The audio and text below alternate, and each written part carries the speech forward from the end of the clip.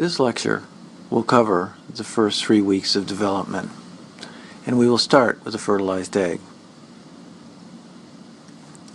We're going to focus on the early development of the human embryo, looking at the first 3 weeks as the fertilized egg starts to move down the uterine tube to end up implanting into the uterus. During that time, we'll talk about the formation of the blastocyst, which forms during the first week of development. We'll then talk about the bilaminar disc, which forms during the second week. The bilaminar disc will turn into a trilaminar disc, undergoing the process we call gastrulation. This starts during the third week of development. The trilaminar disc then will undergo lateral body folding and head and tail folding so that the vertebrate body plan is established by the end of the fourth week. If we look at this cartoon, we're going to make the point that fertilization occurs on day 1 of gestation, 14 days LMP, after the woman's last menstrual period began. The oocyte is fertilized by the sperm and then begins to travel down the uterine tube. The oocyte,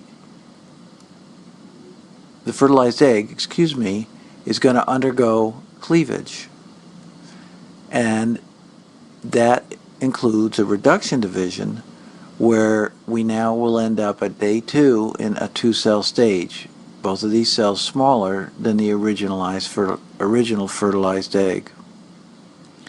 The cells will continue to divide into the 4-cell stage at late day 2, and will continue to divide and as they do, they will form what is called a morula. And the morula exists at day 3, still located in the uterine tube.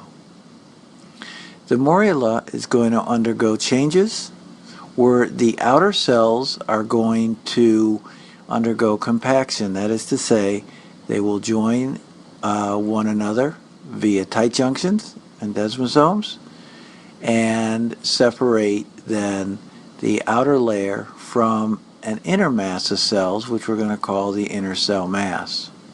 So that by day 5 we have a blastocyst.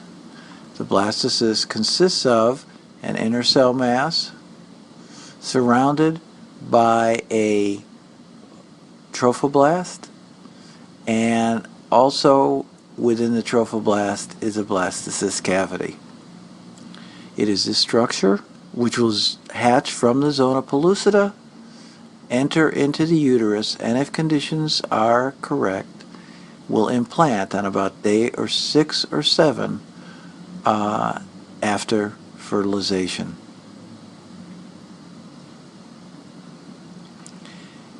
If we look at this image from the Pacific Fertility Center,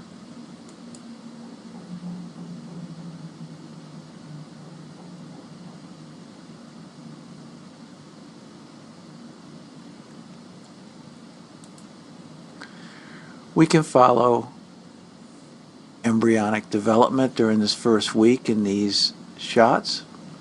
First of all, in this upper image, we see an ovary.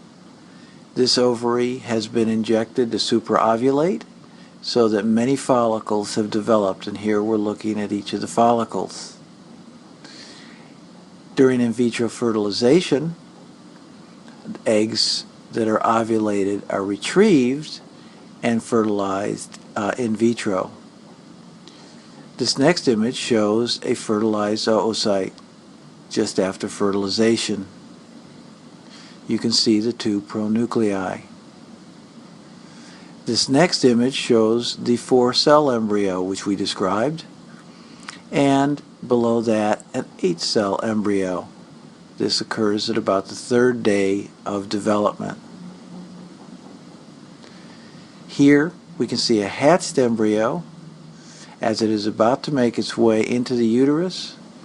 In this case, this will be injected into the mother's uterus but in vivo, it is the hatched embryo that's going to reach the uterine cavity and then implant.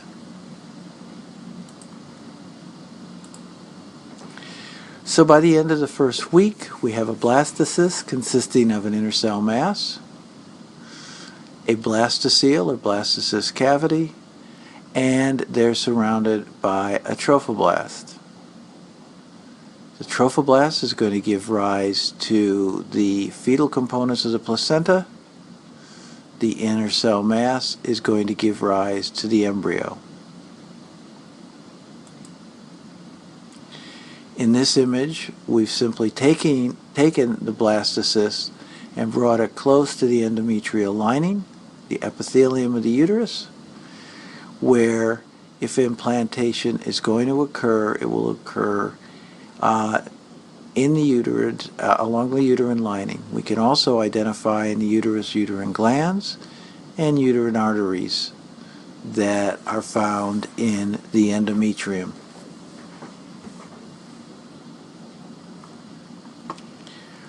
Once implantation begins, the trophoblast cells are going to give rise to a second cell type. This is called the syncytial trophoblast cells. These cells will invade the endometrium, and the trophoblast cells will be renamed the cytotrophoblast. So the cytotrophoblast and the syncytial trophoblast are going to give rise to the fetal components of the placenta. We still have an inner cell mass, and we can still see the blastocyst cavity. During the second week, what will happen is another cavity will form. That cavity is going to be called the amniotic cavity. The amniotic cavity is lined by cells from the inner cell mass that we now call epiblast cells. The amniotic cavity is also going to be lined by amnioblasts. In addition to the inner cell mass giving rise to epiblast cells, they will also give rise to hypoblast cells. The hypoblast cells then will line what has now become the primary yolk sac. Prior to this, this was called the blastocyst cavity. So we changed the name to primary yolk sac once the amniotic cavity is seen. In addition to the hypoblast cells, cells of the exocelomic membrane line the primary yolk sac. All of these structures are surrounded by the cytotrophoblast. If we look at this website from the Human Developmental Anatomy Center of a 9-day embryo,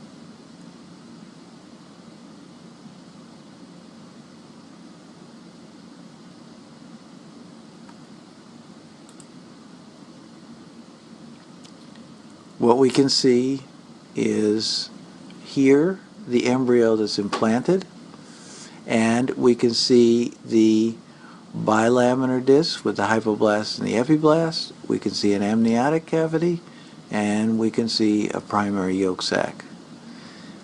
These cells are surrounded then by the developing placenta out here, where we'll see cytotrophoblasts and syncytial trophoblasts.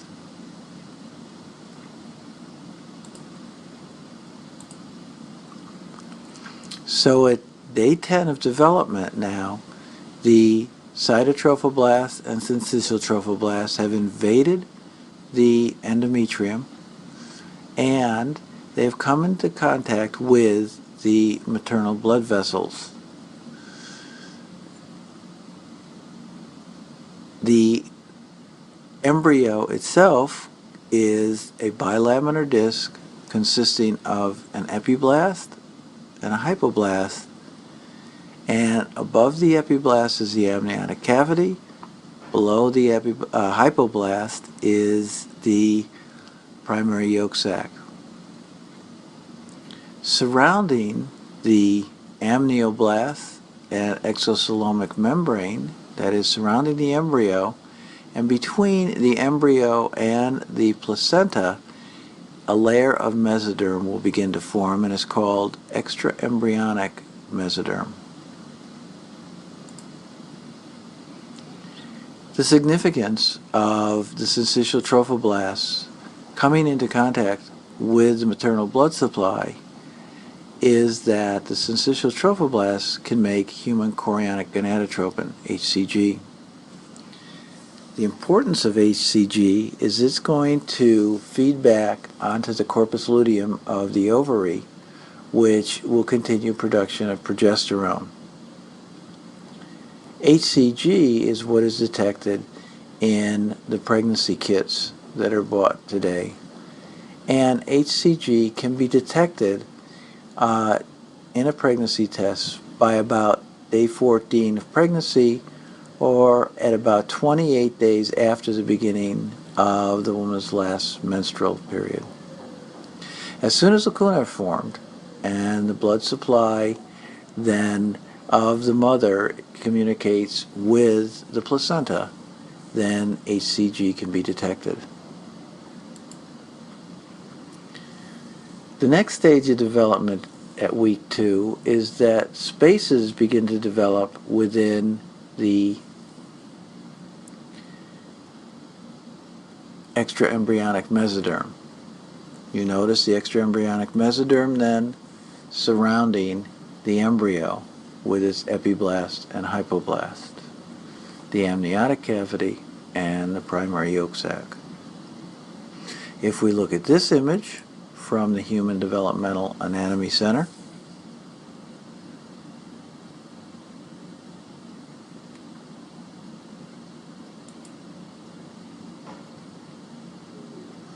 we can see now this later stage of development.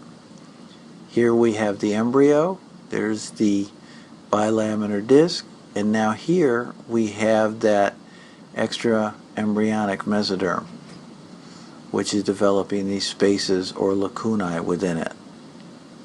You can also notice the syncytial trophoblast coming into contact with these spaces in the endometrium where we're going to have the maternal blood supply come in contact with the syncytial trophoblasts.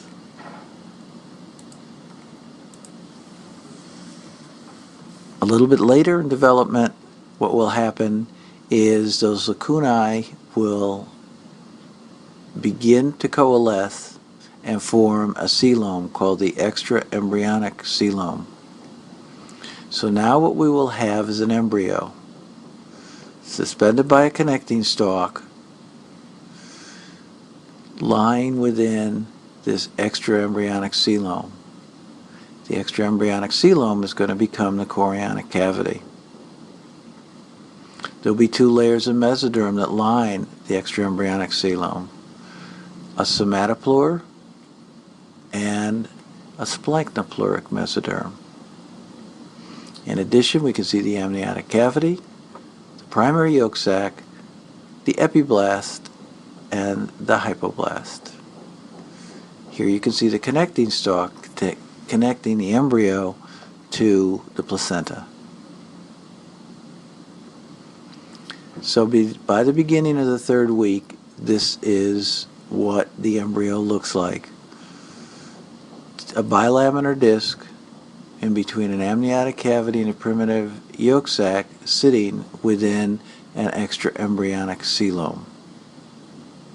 The next stage that's going to occur at the beginning of the 3rd week through the beginning of the 4th week is gastrulation.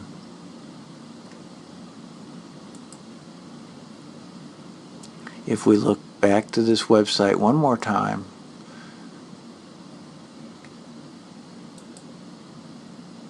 we can see where at 15 to 17 days, this is what the embryo looks like.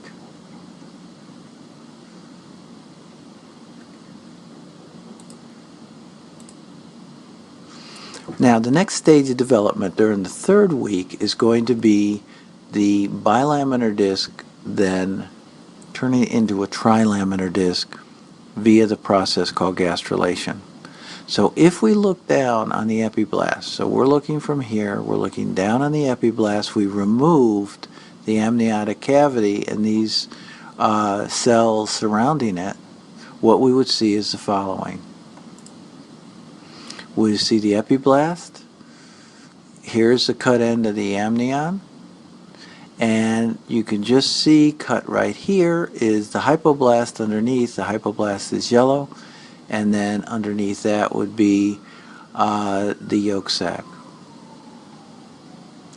Now, what's going to happen then during the third week is that we'll begin to get proliferation of cells located in this position, and these cells will continue proliferating in this direction. As you can see, here's the initial proliferation of cells, and a line of cells will continue to proliferate, moving in this particular direction.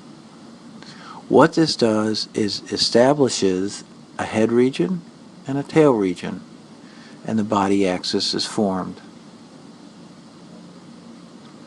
So that by day 17 to 19 of gestation, if we go to the University of New South Wales and their embryology website, what we can see is the following. We can see the epiblast as we look down on it, and we can see these mitotic cells here forming what's called the primitive streak and the primitive node right at that position.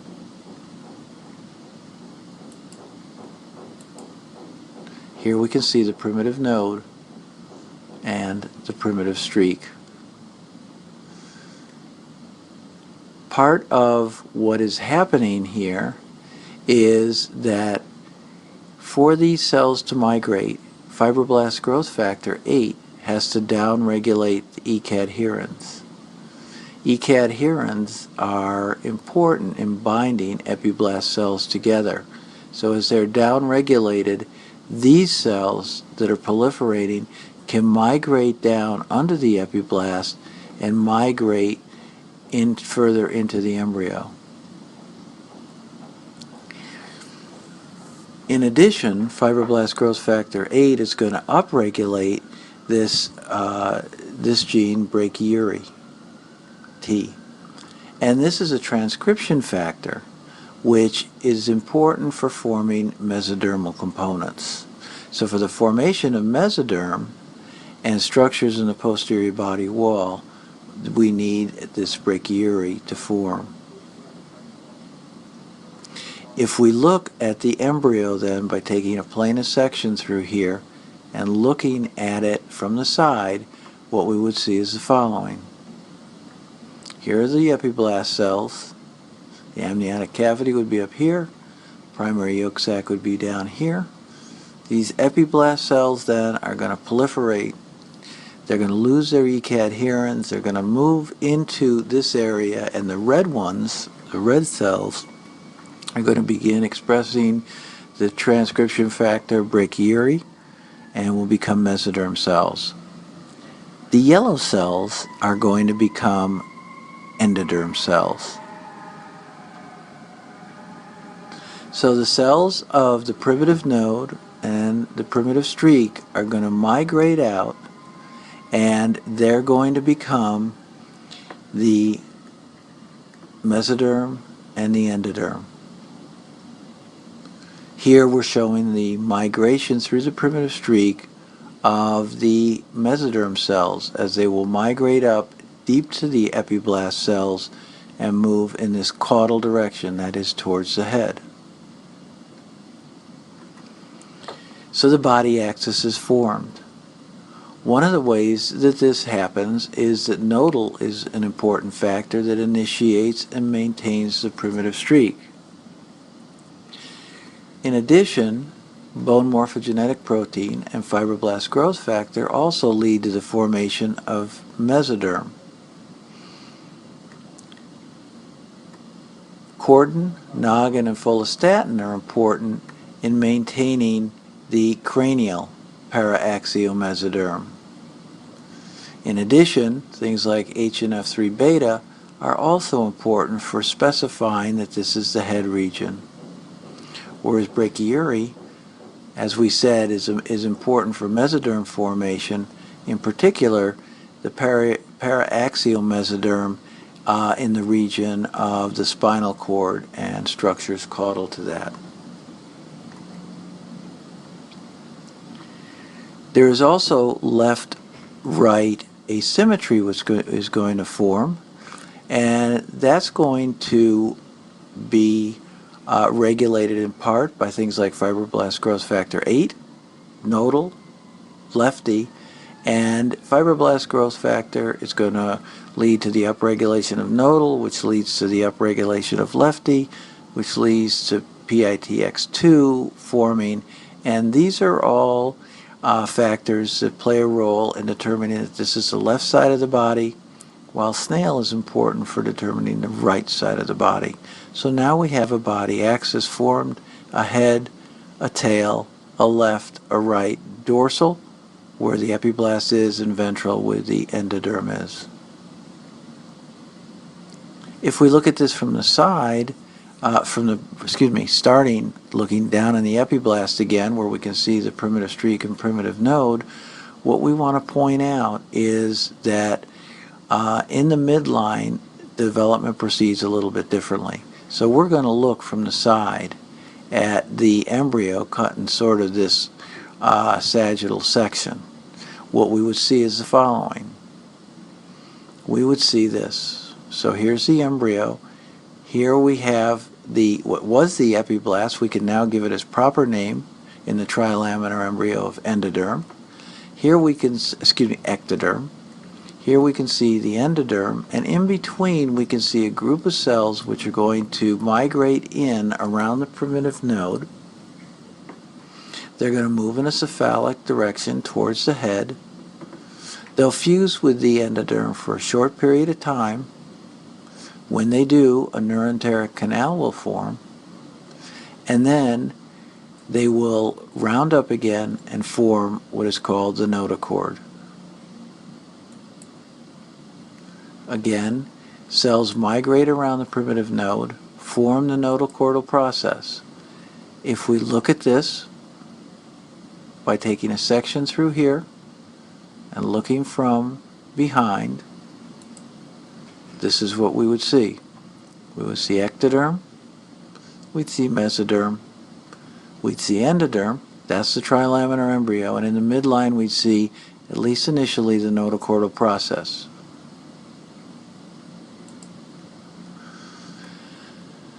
The notochordal process will fuse with the endoderm to form a notochordal plate. When it does, a neuroenteric canal will connect for a short time the primary yolk sac of the amniotic cavity. That plate will then round up again and become the notochord, lying between the ectoderm and the endoderm, in between the mesoderm on both sides. This is a trilaminar embryo after gastrulation has occurred. So if we take a planar section through here, what we see now, to complete our story, is an amniotic cavity lined by amnioblasts in light blue, ectoderm in dark blue. We have mesoderm below it, paraaxial mesoderm, intermediate mesoderm, and lateral plate mesoderm. In the midline, we're going to have a notochord. And then deep to those structures will be the endoderm, which lines the yolk sac. So at the end of the 3rd week of gestation, this is what the embryo is going to look like. Again, this is from the University of New South Wales. And here you have your embryo. We're looking down at the epiblast now. And what we can see is some of the changes that we'll talk about soon in terms of the development of some of the ectodermal structures. But we're looking down on the ectoderm, and you can see this embryonic disc. You can also see the primitive streak still exists at this point. So we have the placenta, which is developing, a connecting stalk that connects it to the embryo. The embryo is surrounded by a yolk sac and an amniotic cavity, and the embryo consists of an ectoderm, a mesoderm, and an endoderm. I want to just make sure that we understand the timing of pregnancy. In terms of the embryology, we talk about gestational age starting with day 0. Day 0 is ovulation. The proliferative phase of the menstrual cycle is just ended. The ovarian follicle has ruptured. It's been ovulated. And this is day 14 of the menstrual cycle. Day 1, if fertilization occurs, day 1 of gestation occurs as the secretory phase of the menstrual cycle begins. This would be day 15. It would be the clinical age of the embryo. Clinically then, there is a 2-week difference between the gestational age and the clinical age. And the reason for this is clinically, the clinician will begin counting at the beginning of the last menstrual period as day 0. Implantation is going to occur day 6 or 7 of gestation, day 20 or 21 clinically. A bilaminar disc occurs at day 14 of gestation and day 28 clinically, and gastrulation is going to begin as the first menstrual period is missed. Gastrulation begins, that is about day 29 of an idealized menstrual cycle. I also want to point out that not all the fertilized eggs are carried successfully. In fact, only 30% are. So 70% of the fertilized eggs don't make it and are lost prior to implantation, or at least a third of them are lost prior to implantation, so that there's no hint of pregnancy. Of the other 40% of post-implantation pregnancies, all but about 10 to 15% abort spontaneously, and it's that 10 to 15% that are observed clinically. So roughly 25 to 30% of the spontaneous abortions occur so early they're not noticed either clinically. A lot of reasons for these spontaneous abortions: about 50 to 60% have chromosomal anomalies, though the very early losses is closer to 70%. In women as they age, there's a higher spontaneous loss, and there are other reasons for loss that are listed here. Many reasons why the pregnancy can be aborted early. A second point that we want to make, another point, is that as a woman ages, it's harder to get pregnant. Here we're looking at the chances of conception, that is in 1 month, in 6 months, in 1 year. And in the early 20s, a quarter of the couples will be pregnant in 1 month, and almost everyone within a year. By the time the woman reaches the late 30s, only 10% can get pregnant within the first month, and 65 to 70% is going to take longer than a year. So that the average time to conception increases as the woman gets older.